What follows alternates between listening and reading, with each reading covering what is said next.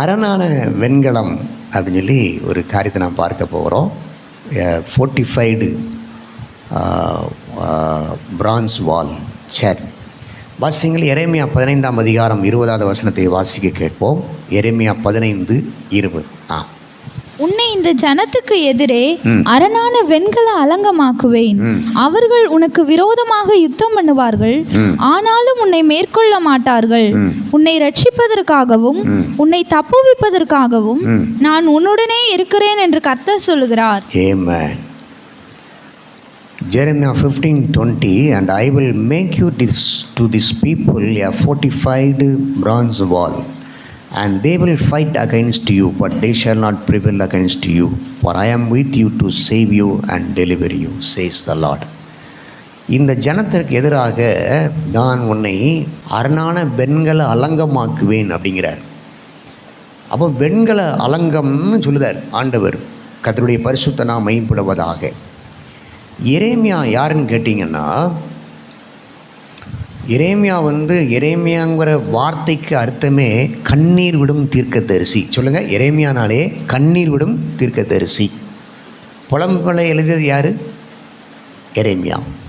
அவர் எரேமியாவை குறித்து வாசிக்கும் பொழுது அவருடைய வாழ்க்கையில் ஒரு கண்ணீரை குறித்து நிறைய காரியங்கள் சொல்லப்பட்டிருக்கிறது. அவர் எதற்காக கண்ணீர் வடிக்கிறார்னா, எரேமியா 1ஆம் அதிகாரம் 17ஆம் வசனத்தில், ஆகையால் நீ உன் அறையை கட்டி கொண்டு நின்று நான் உனக்கு கட்டளை இடுகிறவைகளை எல்லாம் அவர்களுக்கு சொல். நான் உன்னை அவர்களுக்கு முன்பாக கலங்க பண்ணாதபடிக்கு நீ அவர்கள் முகத்துக்கு அஞ்சாதிரு. 18ஆம் வசனம், தேசம் அனைத்துக்கும் யூதாவின் ராஜாக்களுக்கும் அதன் பிரபுக்களுக்கும் அதன் ஆசாரியர்களுக்கும் தேசத்தின் ஜனங்களுக்கும் எதிராக நான் உன்னை இன்றைய தினம் அரணிப்பான பட்டணமும் இருப்பு தூணும் வெண்கல அலங்கமும் ஆக்கினேன். தேசத்தின் ஜனங்களுக்கும் அப்படின்னு போட்டிருக்கிறது. ஆண்டுடைய பரிசுத்த நாமம் மகிமைப்படுவதாக. அப்போ இதெல்லாம் பார்க்கும் பொழுது இந்த பிரபுக்கள், ஆசாரியர்கள், ராஜாக்கள், தேசத்தின் ஜனங்கள், இவங்கள் மத்தியில் இவங்களுக்கு எதிராக நான் உன்னை இரும்பு தூணும் அரணைப்பான பட்டணமும் வெண்கல அலங்கமும் ஆக்கினேன் அப்படின்னு சொல்லி ஆண்டவர் சொல்றார் எரேமியா பார்த்து. எரேமியாவினுடைய வாழ்க்கையை பார்க்கும் பொழுது 14ஆம் அதிகாரம் 17ஆம் வசனத்தில் அவர் சொல்லுறாரு, என் கண்களிலிருந்து இரவும் பகலும் ஓயாமல் கண்ணீர் ஓடிக்கொண்டே இருக்கும். என் ஜனம் என்கிற குமாரத்தியாகிய கன்னிகை மகா வேதனையுள்ள அடியினாலும் கொடிய காயத்தினாலும் சேதப்பட்டிருக்கிறாள்.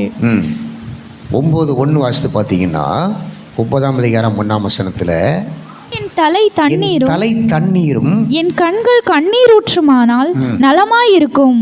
அப்பொழுது என் ஜனமாகிய குமாரத்தி கொலையுண்ண கொடுத்தவர்கள் நிமித்தம் நான் இரவும் பகலும் அழுவேன் என்று சொல்லி அவர் சொல்லுகிறதை நாம் இந்த இடத்துல பார்க்கிறோம். ஆண்டுடைய பரிசுத்த நாமம் மகிமைப்படுவதாக.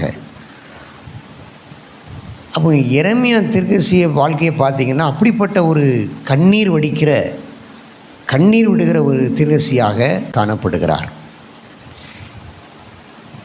இந்த எரேமியாவை போல எரேமியா ஒரு காலத்தில் வாழ்ந்து ஆண்டவருக்காக வளர்ந்து அவர் தேவனுடைய ராஜ்யத்தை ஊழியத்தை நிறைவேற்றி விட்டார். இன்னைக்கு இந்த 2024ஆம் ஆண்டு கூடி வந்திருக்கிற நீங்கள் ஆண்டவருக்கு தேவை. அல்லேலூயா. ஆண்டவர் ஒவ்வொருவரையும் அவருடைய கரத்தில் ஆண்டவர் வணைந்து உருவாக்கி பயன்படுத்த விரும்புகிறார். இந்த எரேமியாவை ஆண்டவர் முன் குறித்திருக்கிறார்னு பைபிளில் சொல்லப்பட்டிருக்கிறது. நம்ம ஒவ்வொருவரையுமே உலக தோற்றுவதற்கு முன்பதாகவே முன் குறித்திருக்கிறார். அல்லேலூயா. ஆமாம், வாசித்து பாருங்கள். எரேமியா 1ஆம் அதிகாரம் 5ஆம் வசனத்தில், நான் உன்னை தாயின் வயிற்றிலே உருவாக்கும் முன்னே உன்னை அறிந்தேன். நீ கர்ப்பத்திலிருந்து வெளிப்படும் முன்னே நான் உன்னை பரிசுத்தம் பண்ணி உன்னை ஜாதிகளுக்கு தீர்க்கதரிசியாக கட்டளையிட்டேன் என்று சொன்னார். நாம இன்னைக்கு சொல்லுவோம், ஆண்டவர் என் பிரச்சனையை பார்க்க மாட்டேங்கிறாரா, என் வேதனையை பார்க்க மாட்டேங்கிறாரா, நான் எவ்வளோ கஷ்டப்படுதேன், எவ்வளோ பாடுபடுதேன், ஆண்டவர் பார்க்க மாட்டேங்கிறாருன்னு சொல்லி நாம் இன்னைக்கு சொல்லிட்டு இருக்கிறோம். ஆனால் பைபிள் சொல்லுது, நீ தாயின் கருவில் உருவாகும் முன்னே நான் உன்னை அறிந்தேன்கிறாரு. இது நம்மளால் விளங்கி கொள்ள முடியாத ஒரு சத்தியமாக இருக்குது, நம்முடைய புத்தி கெட்டாத ஒரு சத்தியமாக இருக்குது. இன்றைக்கி நமக்கு ஒரு பல் வலிக்கும் போது, நமக்கு வயிறு வலிக்கும் போது, இன்றைக்கி நமக்கு காது வலிக்கும் போது, ஆண்டவர் என்னை பார்க்க மாட்டேங்கிறாருங்கிறோம். ஆனால் ஆண்டவர் சொல்லுதாரு, தாயின் கருவில் உருவாவதற்கு முன்பதாகவே நான் உன்னை அறிந்தேன். ஹல்லேலூயா. கற்பத்திலிருந்து வெளிப்படும் முன்னே நான் உன்னை பரிசுத்தம் பண்ணினேன் அப்படிங்கிறார். அதுக்கப்புறம் சொல்லுதாரு, ஜாதிகளுக்கு தீர்க்கதரிசியாக கட்டளையிட்டேன். இந்த பூமியில் நாம் வாழ்கிற வாழ்க்கைக்கு நமக்கு ஒரு அர்த்தம் உண்டு, நமக்கு ஒரு நோக்கம் உண்டு, நமக்கு ஒரு பொறுப்பு உண்டு. அந்த பொறுப்பு என்ன? இந்த ஜனங்களுக்கு முன்பதாக நாம் ஒரு சாட்சியாய் வாழ வேண்டும். ஹல்லேலூயா. ஆமாம். சரி, இந்த வெண்கல அலங்கம்னா என்ன? இப்போது சாதாரணமாக இந்த நிலத்தில் ஒரு ஃபென்சிங்கோ இல்லை காம்பவுண்ட் வாலோ கட்டலைன்னா ஆடு மாடுகள் எல்லாம் உள்ளே அது வேலைகளை செய்ய ஆரம்பிச்சிடும். செடிகளை கடிக்க ஆரம்பிக்கும், அல்லது என்னெல்லாம் அது அதனுடைய புத்தியை காட்ட ஆரம்பிச்சிடும். இதுகளுக்காக ஒரு சின்ன சுவர் அடைச்சதுன்னா எல்லாம் ஒன்றுமே வராதபடி ஸ்டாப் ஆகிடும். கர்த்தருக்கு ஸ்தோத்திரம். இந்த சுவர் பிஸ்கட்டு மாதிரி, ஹாலோ பிளாக்குன்னா பிஸ்கட்டு மாதிரி இருக்குது. அப்போது இந்த கல் எதுக்கு பாதுகாப்புன்னு சொன்னால் ஆடு மாடு உள்ளே வராமல் இருக்குது. மற்றபடி வாங்கி பிரித்து அதை உடைச்சிட்டு வந்துடலாம், அந்த மாதிரி தான் இருக்கும். ஆனால் ஆண்டவர் சொல்கிற ஒரு அரணிப்பான வால், இந்த அரணிப்பான பட்டணம் என்று சொல்லுகிறாரே, அரணான வெண்கலம் சொல்லுறாரே, அந்த வெண்கலம் என்று சொன்னால் என்னன்னு கேட்டிங்கன்னா, இரும்பு கூட துரு பிடிக்கும், ஆனால் வெண்கலம் துரு பிடிக்காது. நிறைய இடங்களில் பார்த்திங்கன்னா வெண்கலத்தால் செய்யப்பட்டதை செஞ்சு வச்சுருப்பாங்க, சரியா? அது ஒரு காலமும் துரு பிடிக்காது. இதை அடிக்க அடிக்க நல்ல ஓசை கேட்கும். ஒரு நல்ல சொல்லுங்க பார்க்கலாம். ஆமாம், இதை அடிக்க அடிக்க நல்ல ஓசை கேட்கும். நம்முடைய வாழ்க்கையில் எவ்வளோ உபத்திரவங்கள் பாடுகள் வந்தாலும் நாம் ஆண்டவருக்காக ஆசீர்வாதமான ஒரு பாத்திரமாக இருப்போம். இந்த சாக்ஸோஃபோனு, கிம்பல்ஸு, பெல்ஸு போன்ற இசைக்கருவிகள்லாம் இந்த வெண்கலத்தில் தான் செய்யப்பட்டது. அதனால தான் பெல் அடிக்கும்போது டிங் டிங் டிங் அழகாக சவுண்டு வருது. சாக்ஸோஃபோன் ஒரு இசைக்கருவி இருக்குது, அழகான ஒரு ராகம் வரும், அதை தூக்கி வாசிக்கும் பொழுது. இப்படி ஓசை வருகிற மாதிரி இன்றைக்கி நீங்களும் நானும் ஆண்டவர் நம்மை வணைந்து நம்மை உருவாக்கி அவருடைய ராஜ்யத்திற்கு உகந்த ஒரு பாத்திரமாய் மாறும் பொழுது நாம் அநேகருக்கு ஒரு ஆசீர்வாதமான ஒரு பாத்திரமாய் மாறுகிறோம். இசை என்பது எல்லாரும் ரசிக்கக்கூடிய ஒன்று, உட்கார்ந்து கேட்கக்கூடிய ஒன்று. அதுபோல் நாம் ஆசீர்வாதமான ஒரு பாத்திரமாய் மாறுகிறோம். அல்லேலூயா. நாதாவும் திருக்கரத்தின் இசைக்கருவி நான் நாள்தோறும் பயன்படுத்தும் உந்தன் சித்தம் போல். நாதாவும் திருக்கரத்தின் இசைக்கருவி நான் நாள்தோறும் பயன்படுத்தும் உந்தன் சித்தம் போல். அப்போ ஒரு இசைக்கருவி இசையாக நம்ம செய்யப்படுவதை நாம் பார்க்கலாம். இது ஒரு ஸ்ட்ராங் மெட்டல், மற்ற இது மாதிரி அல்ல, ரொம்ப ஸ்ட்ராங்காக இருக்கக்கூடியதான ஒரு உலோகம், சரியா? பலமாக இருக்கக்கூடிய உலோகம். இது தேய்க்க தேய்க்க மின்னும் பிரகாசிக்கும், சரியா? இதை இந்த புளியை, எனக்கு நல்லா தெரியும், புளியை போட்டு எல்லாமே போட்டு அதை போட்டு தேய்ப்பாங்க, சாம்பலை போட்டு தேய்ப்பாங்க. இது தேய்க்க தேய்க்க அது இன்னும் பிரகாசிக்கும், இன்னும் மின்னும். இது எதை குறிக்கிறது என்று சொன்னால், ஒவ்வொரு சோதனையும் பாடுகள் நம்முடைய வாழ்க்கையில் வரும் பொழுது அவைகள் நம்முடைய வாழ்க்கையை இன்னும் அதிகமாய் பிரகாசிக்கப்படும். கிறிஸ்தவர்களுக்கு சோதனைகளோ பாடுகளோ வேதனைகளோ ஒரு நாள் அவங்க வாழ்க்கையை அழிக்காது, அது இன்னும் பிரகாசிக்க பண்ணும், இன்னும் பளிச்சிடும், மின்னக்கூடிய அளவில் அது மாறும், இன்னும் பிரகாசிக்க வைக்கும். அதான் பவுல் சொல்றார், நாளுக்கு நாள் உள்ளான மனுஷனிலே புறமான மனுஷனை நாங்கள் ஆமன் அழிக்கப்பட்டு கொண்டிருந்தாலும் உள்ளான மனுஷனிலே நாங்கள் நாளுக்கு நாள் புதுப்பிக்கப்படுகிறோம். அப்போ நம்முடைய வாழ்க்கையில் நிறைய பிரச்சனைகள், பாடுகள், சோதனைகள், இந்த உலகத்தில் துயரங்கள், ஏகப்பட்ட வேதனைகள், சரீர வியாதிகள், சுகமாக முடியாத வியாதிகள் எல்லாம் நம்மளை வாட்டி வதைக்கிறது. இவை எல்லாமே நம்மை நாளுக்கு நாள் புதிதாக்கி கொண்டே இருக்கும். ஒரு அல்ல சொல்லுங்க பார்க்கலாம். உள்ளார்ந்த மனிதன் நாளுக்கு நாள் புதிதாக்கப்படுகின்ற நேரம் இது. உள்ளார்ந்த மனிதன் நாளுக்கு நாள். ஆமென். நீ சோர்ந்து போகாதே. அப்போ இந்த வெண்கலம் தேய்க்க தேய்க்க அது பளிச்சுன்னு ஆகும், அது மின்னும், அது பிரகாசிக்கும். அதே போல் கிறிஸ்தவர்களுக்கு நிறைய உபத்திரவங்கள், நிறைய பாடுகள் இருந்து கொண்டே இருக்கும். இந்த பாடுகளும் உபத்திரவங்களும் நம்மளை நாளுக்கு நாள் புதிதாக்கி கொண்டே இருக்குமே தவிர, ஏன்னா நம்ம ஒரு காலம் நம்மளை அது நம்மளை வாழ்க்கையை அழிக்க முடியாது. ஒரு விபத்து நடந்தாலும் சரி, ஒரு வியாதி வந்தாலும் சரி, தோத்திரம். பல பேர் நம்மளை தூச்சினாலும் சரி, சொல்லுவாங்கள்ல தோத்திரம், கனி உள்ள மரம் எந்த மரம் கல்லெறி வாங்கும் சொல்லுங்கள்? ஒருத்தருமே உங்களை தூஷிக்க மாட்டேக்காங்க, உங்களை ஏச மாட்டேக்காங்கன்னா உங்கள் வாழ்க்கையில் கனியே இல்லைன்னு அர்த்தம். சரியா? உங்களுக்கு விரோதமாக பேசுகிறாங்கன்னா, கல்லெறி சொல்லெறி உழுதுன்னா நீங்கள் கன்னிகள் நிறைந்த மரங்கள். அல்லேலூயா. கல்லெறி உங்களுக்கு உழுதுன்னு சொன்னால் நீங்கள் கன்னிகள் நிறைந்தவர்கள். ஆண்டவருடைய பரிசுத்த நாம் மையப்படுவதாக. ஆக அந்த வெண்கலம் தேய்க்க பளிச்சுன்னு மின்னும், பிரகாசமாக இருக்கும். அப்போ ஆண்டவர் நம்ம வெண்கலமாக்குவேன்னா, அரணான வெண்கலமாக்குவேன்னா, தோத்திரம், ஆமன், அரணிப்பான வெண்கலமாக்குவேன்னா நம்முடைய வாழ்க்கை அப்படிப்பட்ட ஒரு ஆசீர்வாதமாக இருக்கும். துருப்பிடிக்காது. சரியா? ஆண்டவருடைய பரிசுத்த நாம் மையப்படுவதாக. எரேமியா, நான் சொன்ன முதலே, கண்ணீரிடும் தீர்க்கதரிசி, உபத்திரவத்தின் மத்தியிலே தெரிந்து கொள்ளப்பட்டவர், உபத்திரவத்திலே கடந்து சென்றவர். அவருடைய வாழ்க்கையில் என்ன உபத்திரவம் இருந்தது? எரேமியா 38ஆம் அதிகாரம் 6ஆம் வசனத்திலே, எரேமியா 38:6, எரேமியாவை பிடித்து அவனை காவற்சாலையின் முற்றத்தில் இருந்த அமலேகின் குமாரனாகிய மல்கியாவினுடைய துறவிலே போட்டார்கள். எரேமியாவை கயிறுகளினால் அதிலே இறக்கி விட்டார்கள். அந்த துறவிலே தண்ணீர் இல்லாமல் உளையாயிருந்தது. அந்த உளையிலே எரேமியா அமிழ்ந்தினான்.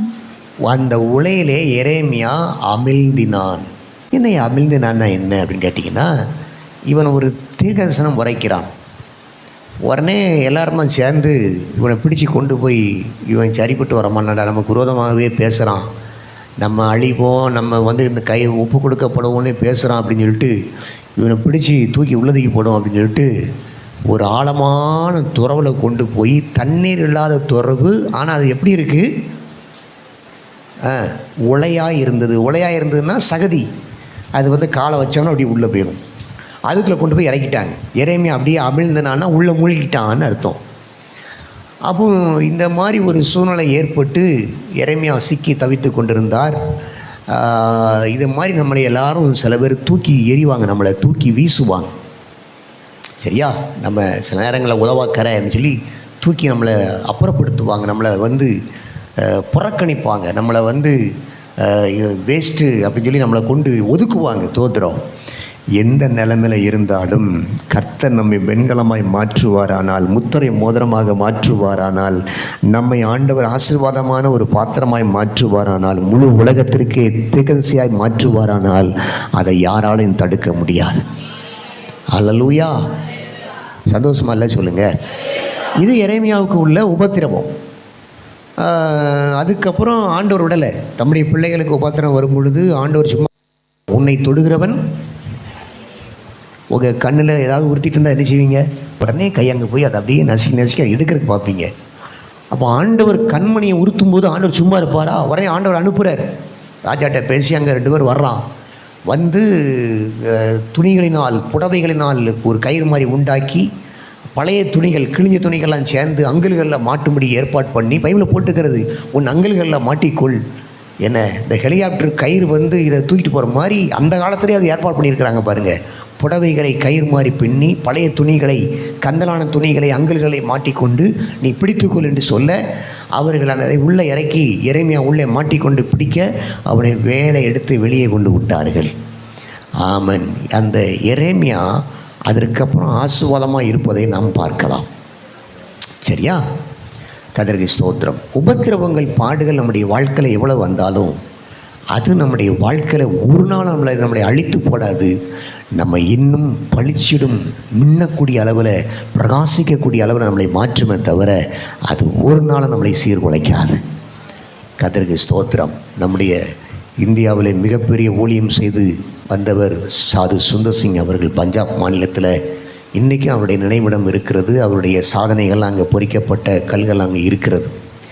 அவர் ஊழியம் செய்கிற நாட்களில் இவன் இவ்வளவு அற்புதங்கள் செய்த ஜனங்கள் இவ்வளவு ஆண்டவரை பின்பற்றி கொண்டிருக்கிறாங்களே, இவனை ஏதாவது செய்யலான்னு சொல்லிட்டு பிடிச்சி கொண்டு போய் ஒரு பெரிய ஆழமான சவக்கடங்களை கொண்டு போய் போட்டாங்க.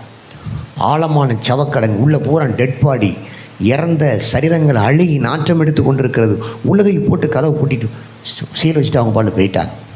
அவங்க கொண்டு கொஞ்சமாக சாவட்டும், ஒரேடியாக சாவக்கூடாது, கொஞ்சமாக சாவட்டும். இறந்த அழுகிய சரீரங்கள், இறந்த அழுகிய சரீரத்துக்குள்ளே 3 நாள் இருந்திருக்கிறார். 3ஆவது நாள் அங்கேருந்து ஒரு ஒளி, ஒரு சின்ன வெளிச்சம் மாதிரி ஒரு ஒளி மாதிரி உள்ளே வந்திருக்கு. அந்த ஒளி வழியாக ஒரு கயிறு உள்ளே வந்திருக்கு. அதை பிடிச்சிக்கிட்டார். பிடிச்ச உடனே அந்த கயிறு அப்படியே மேலே ஏறி அந்த வழியாக வெளியே வந்து அவர் வெளியே வர்ற வரைக்கும் அந்த கயிறு யார் விட்டா யார் ஒளியை கொடுத்தா ஒன்றுமே தெரியாது. வெளியே வந்ததுக்கப்புறம் அது எல்லாம் மறைஞ்சி போச்சு. அதுக்கப்புறம் அவர் பிரசங்கம் பண்ணிகிட்ருக்கார். அங்கே சுற்றி உள்ளவங்க, அந்த உள்ளே போட்டவங்கெல்லாம் அவன் செத்து போயிருப்பான், இதோட முடிஞ்சது, இனிமேல் ஏசுநாதரும் கிடையாது ஒன்றும் கிடையாதுன்னு சொல்லி நினச்சிட்டு இருந்தவங்க கேட்குறாங்க, ஏசு ஜீவிக்கிறார் அப்படின்னு சவுண்ட் கேட்டுருக்கு. யாருனாலும் சாது சுந்தர் சிங், அல்லேலூயா, ஆமென், பிரைஸ் எல்லாம். அப்போ தேவ பிள்ளைகளுக்கு எவ்வளவு உபத்திரவங்கள் பாடுகள் வந்தாலும் அது இன்னும் நம்மை அதிகமாய் பழிச்சிட செய்யும். அதனால தான் பவுல் சொல்லுதார், நான் உபத்திரவங்களிலே பிரியப்படுகிறேன். நம்ம எல்லோரும் உபத்திரவத்தில் என்ன செய்வோம், பாஸ்டர் ஒரே உபத்திரவமாக இருக்குது, ஜெபம் பண்ணுங்க, இது என்னை விட்டு நீங்கட்டும். ஆனால் பவுல் சொல்லுறாரு, நான் உபத்திரவத்தில் பிரியப்படுகிறேன்னா எனக்கு இன்னும் உபத்திரவம் வேணும் அப்படிங்கிறார். இது போதாது, 4 பேர் எனக்கு விரோதமாக பேசுகிறாங்க, தூசிக்கிறாங்க, ஐயோ போதாது, இன்னும் 16 பேர் பேசணும், தூசிக்கணும். யாராவது அப்படி சொல்லுவீங்களா? அப்போனா நான் இன்னும் முழங்கால் இன்னும் ஆண்டவரை தேடுவேன், தோற்றுறோம், அப்படி யாராவது சொல்லுவீங்களா? பாஸ்டர் உபத்திரவமாக இருக்குது, என்னை விட்டு நீங்கபடி ஜெபம் பண்ணுங்க. பவுல் சொல்றார், நான் உபத்திரவங்களை பிரியப்படுகிறேன். காரணம், உள்ளார்ந்த மனுஷன் நாளுக்கு நாள் புதிதாக்கப்படுகின்ற நேரம் இது. சோர்ந்து போகாதே,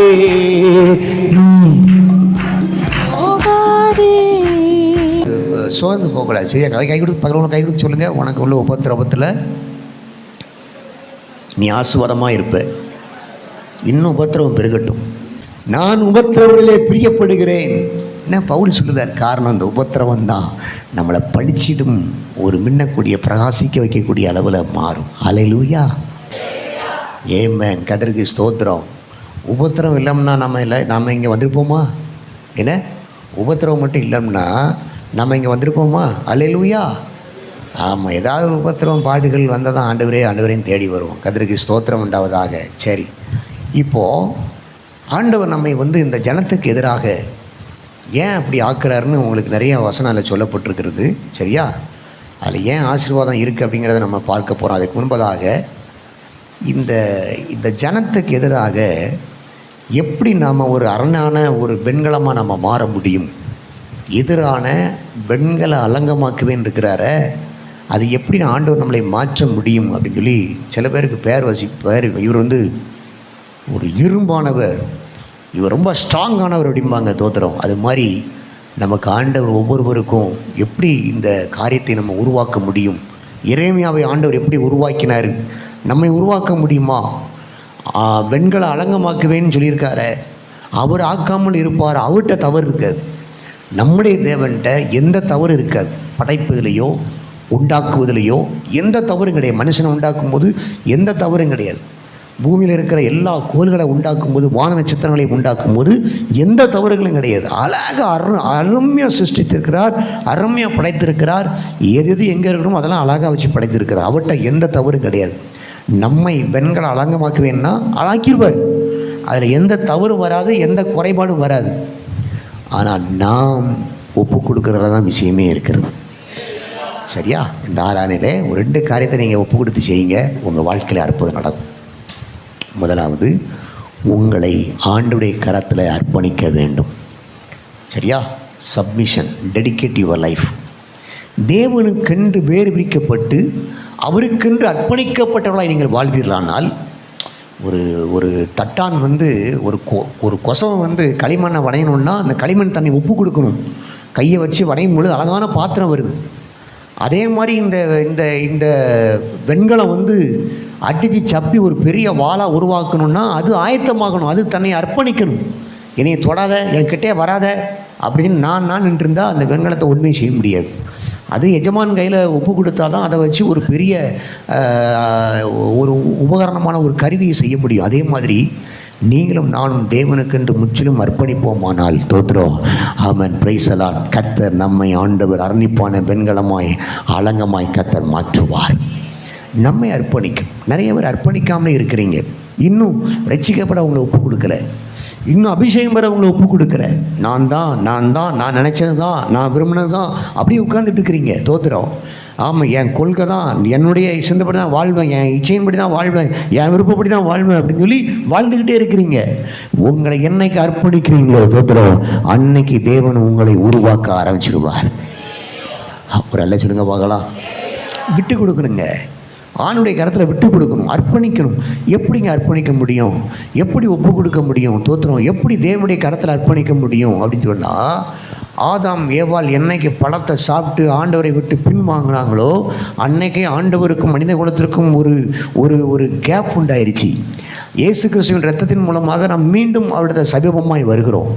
அப்படி இரத்தத்தினால கழுவப்பட்ட இதயம் உடையவர்களாய், நான் ஒரு பாவி, என் பாவத்திலிருந்து விடுதலை கொடுத்தாங்கப்பா, என்னை மன்னிங்கன்னு சொல்லி ஆண்டவர்கிட்ட அறிக்கை செய்து சுயத்தெல்லாம் விட்டு வெறுத்து ஆண்டவர்கிட்ட முற்றிலும் அவருடைய கையில் ஒப்பு கொடுக்கும் பொழுது ஆண்டவர் வனைந்து அழகான ஒரு பாத்திரமாய் மாற்றுகிறார். அதற்கப்புறம் நம்ம பயன்பட ஆரம்பிச்சிருவோம். சரியா? டெடிக்கேஷன் அப்படின்னு சொல்லும்போது பைபிளில் போட்டுக்கிறது, ஒருவன் இவைகளை விட்டு தன்னை சுத்திகரித்து கொண்டால் அவன் பரிசுத்தமாக்கப்பட்டதும் எந்த நற்கிரியும் செய்ய தகுதி வாய்ந்த உபயோகமான ஆயத்தமாக்கப்பட்ட கனத்துக்குரிய ஒரு பாத்திரமாக இருப்பான். எவைகளை விட்டு தன்னை சுத்திகரித்து கொண்டால் வீண் பேச்சு, வீணான காரியங்கள், கிளவி பேச்சுகள் அப்படின்னு சொல்லி ஒரு லிஸ்ட் இருக்குது. இவைகளை விட்டு நம்ம விலகணும். தோத்திரம். ஹல்லேலூயா. ஆமாம். ஏன் பைபிள் வாசிக்கணும்னு சொல்கிறோம்? பைபிள் வாசிக்க வாசிக்க உங்களுக்கு பரலோக சிந்தை உண்டாகும், பரலோகத்தின் ஆவிக்குரிய வாஞ்சை வரும், விசுவாசத்தில் வளருவோம், ஆவிக்குரிய வளர்ச்சி உண்டாகும். ஏன் பைபிளில் அதிக நேரம் உட்காரணும்னு சொல்லுதோம்? பைபிள் வசனங்கள் வாசிக்க வாசிக்க நம்ம இன்னும் ஆண்டவருக்காக என்ன செய்யணும், எப்படி நம்ம ஜெபிக்கணும், எப்படி என்ன ஊழியங்கள்லாம் செய்யணும்னு சொல்லி தாகங்கள் நமக்குள்ளே வரும். ஆகையினால நமக்கு அந்த அர்ப்பணிக்கிற தேவனுக்கென்று பிரதிஷ்டை பண்ணப்பட்ட ஒரு நபராய் நீங்கள் மாறும் பொழுது கர்த்தர் உங்களை, ஆண்டவர் இந்த அரணிப்பான வெண்கல அலங்கமாய் கர்த்தர் உங்களை உருவாக்குவார். ஹல்லேலூயா. பவுல் சொல்லுதாரு, தேவன் என்னை தெரிந்து கொண்ட பொழுது, அழைத்த பொழுது நான் உடனே மனசும் மாம்சமும் விரும்பினபடி சிந்தியாமல் செய்யாமல் தோத்திரம் ஆவிலே நிர்ணயம் செய்து கொண்டு, இதுதான் இருந்த அர்ப்பணிப்பு. அல்லேலூயா. மனசு மாம்சமும் விரும்புகிற, இந்த மாம்ச பிரகாரம் சிந்திக்கிற, மாம்ச பிரகாரம் எண்ணுகிற அந்த காரியம் அல்ல, உடனே தேவனுக்கென்று அர்ப்பணித்து ஆவிலே நிர்ணயம் செய்து கொண்டு அப்படின்னு சொல்லி பைபிளில் போட்டுக்கிறது. எப்படிப்பட்ட ஒரு அர்ப்பணிப்பை இன்னைக்கு தேவன் விரும்புகிறார், எதிர்பார்க்கிறார். ஆகையினால இந்த மாம்சமும் மனசும் விரும்புகிறபடி வாழாமல் பரிசுத்த ஆவிலே நிரம்பி உங்களை ஜெபிக்க ஒப்பு கொடுங்க. நான் இப்போ ஆராதனை டைமில் அதான் உங்களை ஒப்பு கொடுத்தேன். அபிஷேகம் பெறாமல் இருக்கிறதுனால உங்களால் ஆராதிக்க முடியாது. பாடலாம், உட்கார்ந்திருக்கலாம், துதிக்கலாம், தேவனை ஆராதிக்க முடியாது. ஆராதிப்பதற்கு ஆவியோடு உண்மையோடு தான் ஆராதிக்க முடியும். அப்போ அந்த ஆராதிக்கணும்னா நீங்கள் அபிஷேகத்தை பெறணும். நீங்களாகவே ஆவில் நிறைந்து அந்நிய வார்த்தைகளை பேசி பரிசுத்த ஆவில் நிரம்பி ஜெபிக்க உங்களை அர்ப்பணிக்கணும். இதான் அர்ப்பணிக்கிறது. ஜெபிப்பதற்கு, ஊழியம் செய்வதற்கெல்லாம் அர்ப்பணிக்கிறது. கர்த்தருக்கு ஸ்தோத்திரம் உண்டாவதாக. இன்றைக்கி நம்ம சபையில் எல்லாரும் சேர்ந்து அர்ப்பணிக்க ஆரம்பிச்சிட்டிங்கன்னா ஆண்டவர் உங்கள் எல்லாரையும் ஒரு அரணிப்பான ஒரு வெண்கலமாக ஆக்கிடுவார். அதற்கப்புறம் ஒருவனும் உங்களை மேற்கொள்ள முடியாது. அல்லேலூயா. ஆமாம், கர்த்தருக்கு ஸ்தோத்திரம். ரெண்டாவது நீங்கள் செய்ய வேண்டிய ஒரு காரியம் ஜெபம். சரியா? ஜெபம். ஜெபத்தின் மூலமாக தான் ஆண்டவர் நம்மை தொட முடியும், நாம் ஆண்டவரை கிட்டி சேர முடியும். இது ஜெபம் இல்லாமல் நம்ம எந்த விதத்துலையும் ஆண்டவர் நம்மளை வணையவோ நாம் ஆண்டவர்கிட்ட கிட்டி சேரவோ முடியாது. சரியா? இந்த ஜெபத்திற்காக நம்ம வெள்ளிக்கிழமை அக்னி அபிஷேகம் வச்சுருக்கிறோம், இரவு ஜெபம் வச்சுருக்கிறோம், அப்புறம் சோத்திரம், அநேக ஜெபங்கள் நடைபெற்று கொண்டு இருக்கிறது. தனிப்பட்ட முறையில் ஆண்டவரோடு கூட ஜெபிக்கணும். இந்த ஜெபத்தின் மூலமாக தான் நம்ம ஆண்டவரை நெருங்க முடியும். எரேமியா என்ன செய்வாராம், அவர் ஏற்கனவே சொல்லியிருக்காருல, என் தலை தண்ணீரும் என் கண்கள் தண்ணீர் ஊற்றுமாக இருந்தால் நலமாக இருக்கும் அப்படிங்கிறார். ஏன்னா தேசத்தின் அருவருப்புகளை குறித்து. எரேமியா குகை அப்படின்னு சொல்லி ஒரு குகை இருக்குதான். அந்த குகை கொல்கொதா, இயேசு அடிக்கப்பட்ட சிலுவையில் தொங்கப்பட்ட அந்த கொல்கொதாவுக்கு அருகே இருக்கிறதாம். அந்த இடத்துல எரேமியா வழக்கமாகவே போய் உட்காந்து அழுதுகிட்டே வருவார். அவருடைய ஊழியமே அதுதான். குகைக்குள்ளே போக வேண்டியது, அழுதுகிட்டே இருக்க வேண்டியது, அப்படியே அழுதுகிட்டே. ஏன் அழுகுறாருன்னா ஜனத்திற்காக, ஜனத்தில் இருக்கக்கூடிய வேதனைகளுக்காக அழுது கொண்டே இருப்பாராம். ஏன்னா ஒரு பெண் மருத்துவர், உயர்கல்வி படிக்கிற ஒரு மருத்துவர் வாழ்க்கை நடந்த சம்பவம் நம்ம இந்தியா முழுவதும் நிறைய இடங்களில் மருத்துவமனை ஸ்ட்ரைக்கு, மெழுகுத்திரை ஏந்தி கொண்டு எங்களுக்கு நீதி வேண்டும் அப்படின்னு சொல்லி அவர்கள் போராட்டம் நடத்துவதை பார்க்குறோம். இது ஒரு மிகப்பெரிய அளவில் ஒரு முக்கியமான ஒரு நபர், எல்லாரும் கொடி பிடிச்சதுனால அவ்வளோ பேருக்கு தெரிய வருது. இல்லைன்னா யாருக்கும் தெரியாது.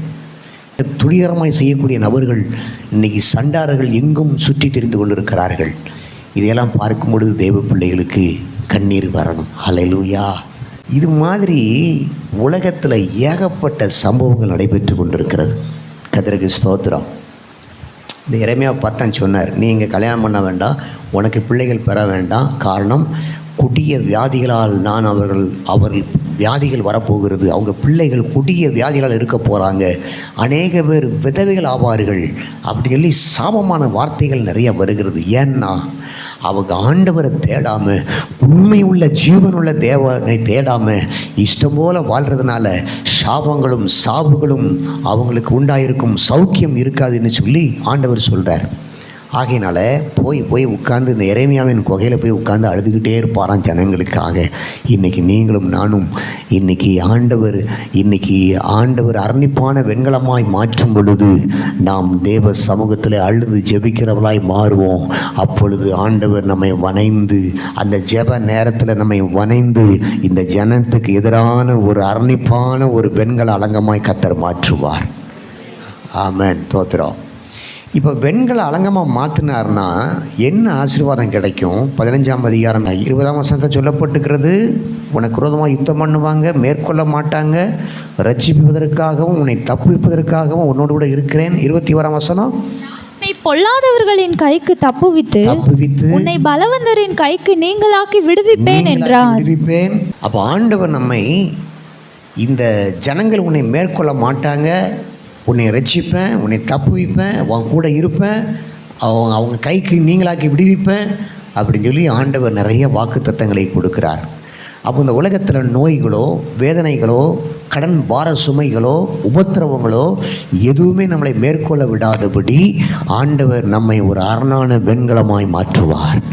இந்த வெண்கல அலங்கமாய் நாம் இருக்கிறதுனால நம்ம மேலே எவ்வளவு அம்புகள் தொய்யப்பட்டாலும் அசைய மாட்டோம், ஸ்ட்ராங்காக இருப்போம். கர்த்தர் அப்படிப்பட்ட ஒரு ஜனங்களாய் கர்த்தரை மாற்றுவாராக. ஹல்லேலூயா. நானும் தேவனுடைய ஆலயத்தில் பச்சையான ஒலிவு மரத்தை போல இருப்பேன். இந்த மாதிரி கர்த்தர் ஒவ்வொருவரையும் மாற்றுவாராக. கர்த்தருக்கு ஸ்தோத்திரம். எத்தனை பேர் இன்றைக்கி ஆண்டவருடைய கரத்தில், ஆண்டவர் என்னை பெண்கள் அலங்கமாய் மாற்றணும்னு விரும்புகிறீங்க? ஆமாம், உங்களை ஒப்பு கொடுக்கணும். ஒப்பு கொடுக்காத பட்சத்தில் ஆண்டவர் உங்களை மாற்ற முடியாது. அப்புறம் நீங்கள் ஆண்டவர் மாற்றிட்டாருன்னா ஒருவனும் உங்களை மேற்கொள்ள முடியாது. உபத்திரமோ, வேதனைகளோ, பண கஷ்டங்களோ, மன போராட்டங்களோ எதுவுமே உங்களை மேற்கொள்ள முடியாது. காரணம், நீங்கள் கர்த்தரால் வணையப்பட்ட ஒரு வெண்கல அலங்கம். அப்போ ஆண்டவர் உருவாக்குவதற்கு அவர்கிட்ட தவறு இருக்காது, நம்மகிட்ட தவறு இருக்கான்னு பார்த்து நம்ம அர்ப்பணிப்போம்.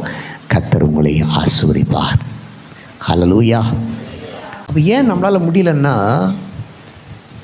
நாம் ஆண்டவரால் உருவாக்கப்படாமல் இருக்கிறோம். அதான் மேட்ரு. ஆண்டவர் உன்னை உப்பாக, ஒளியாக வைப்பேங்கிறார், முத்திரை மோதிரமாக வைப்பேங்கிறார், நான் உன்னை புதிய பற்களுள்ள எந்திரமாக்குவேங்கிறார். இப்படி நாம் ஆண்டவர் உன்னை நிறைய வணைய விரும்புகிறார். ஆனால் நம்மை அர்ப்பணிக்கும் பொழுது அந்த வாஞ்சியோடு நம்ம ஆத்துமாக்களை தேட ஆரம்பிப்போம். அப்படி நீ அர்ப்பணித்து ஜெபிக்கணும். அதுக்கப்புறம் கர்த்தர் உங்களை உருவாக்கி வணைந்து அநேகருக்கு ஆசீர்வாதமான ஒரு பாத்திரமாய் மாற்றுவார். ஹல்லேலூயா. நம்ம கொஞ்சம் கொஞ்சமாக முன்னேறி கொண்டு வருகிறோம். இன்னும் எல்லாரும் சேர்ந்து அப்படியே இவைகளை விட்டு சுத்திகரித்து கொண்டு நல்லா செயல்பட ஆரம்பிச்சிட்டோம்னா, அர்ப்பணித்து ஜெபம் பண்ண ஆரம்பிச்சிட்டோம்னா இதுலேயும் பெரிதானவைகளை காண்பாய். அப்போ என்ன பிரசங்கம் கேட்குறீங்களோ அதை உடனே அப்ளை பண்ணணும். இன்றைக்கி நீங்கள் அர்ப்பணிங்க, ஜெபம் பண்ணுங்கன்னா முற்றிலும் அர்ப்பணிக்கணும், ஜெபிக்கணும். இன்றைக்கே அர்ப்பணியுங்கள், கர்த்தர் உங்களை ஆசீர்வதிப்பார்.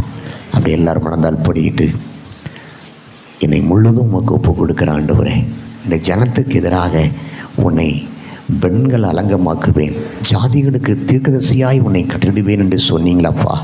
எங்களை அப்படி மாற்ற போறதற்காக உமக்கு ஸ்தோத்திரம் ஆண்டவரே. எங்க மேல எவ்வளவு பெரிய ஒரு திட்டம் வைத்திருக்கிறீங்க. ஒருவரும் உன்னை மேற்கொள்ள மாட்டான். ஹல்லேலூயா. ஏமே உன்னை ரட்சிப்பதற்காக, உன்னை தப்பிப்பதற்காக உன்னோடு இருக்கிறேன் என்று சொன்னீரே அப்பா. ஆமென். ஹல்லேலூயா, ஹல்லேலூயா. ஆமென், ஆமென். I will make you. Yemen, நான் உன்னை மனுஷரை பிடிக்கவளாக்குவேன். நான் உன்னை இந்த ஜனத்துக்கு எதிரான அரணான வெண்கலமாக்குவேன். நான் உன்னை பூமிக்கு உப்பாக்குவேன். நான் உன்னை பூமிக்கு வெளிச்சமாக்குவேன். ஆண்டவர் செய்வார், கர்த்தர் செய்வார். Yemen, Yemen, Yemen, Yemen. இனி சோர்ந்து போவதில்லை, அழிந்து போவதில்லை. நன்றி ஆண்டவரே, நன்றி ஆண்டவரே. தூசியை விட்டு எழுந்திருங்க. ஆமன், ஆமன். மரித்தோரை விட்டு எழுந்திருங்க. தூங்குகிற நிலைமையை விட்டு எழுந்திருங்க. விழித்திருந்த ஜெபம்